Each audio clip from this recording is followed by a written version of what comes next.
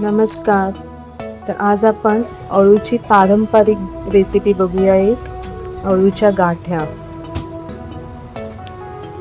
तर त्यासाठी अळूची पानं अशी मध्येच तोडून घ्यायची आहेत हातानेच आणि त्याच्या अशा वळकट्या करून घ्यायच्या आहेत.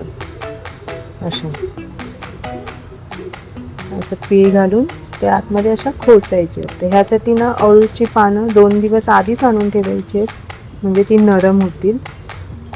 तर श्रावण मास सुरू झाला आहे, तर श्रावण मासाच्या तुम्हा सगळ्यांना हार्दिक शुभेच्छा.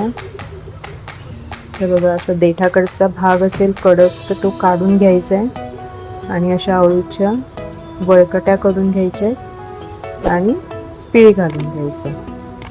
बघा असं, आणि अशा गाठ्या तयार करून घ्यायच्या. तर ही खूप पारंपरिक रेसिपी आहे.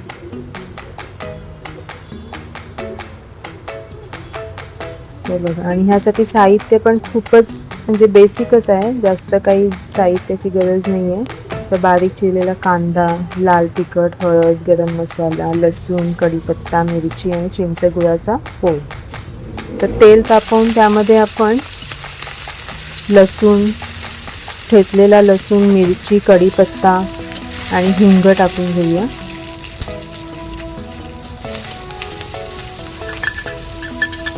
आता बारीक चिरलेला कांदा परतून घ्यायचा. तर त्यामध्येच आपण हळद, लाल तिखट आणि गरम मसाला हे पण परतून घेऊया. मीठ पण टाकून घेऊया कांद्यामध्येच.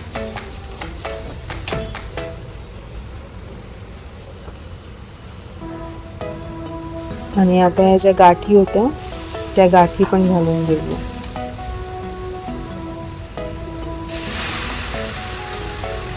आणि चिंच गुळाचा कोळ हे मिक्स करून अलगद हातानेच करायचं आहे, कारण त्या गाठी मोडू शकतात, त्याच्यामुळे जरा सांभाळूनच करा. आता त्यावर झाकण ठेवून पाणी ठेवायचं त्याच्यावर आणि शिजवून घ्यायचं. 2-3 वेळा वाफ काढून घ्यायची चांगली. परतत खायचं मध्ये मध्ये. आणि आता खोबरं टाकून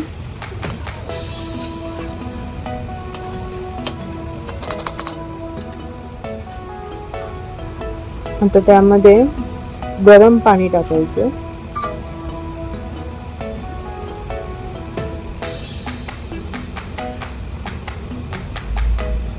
आणि कोकम टाकून घेऊया. आपण चिंचगुळ पण टाकलंय, पण कोकम पण टाकूया.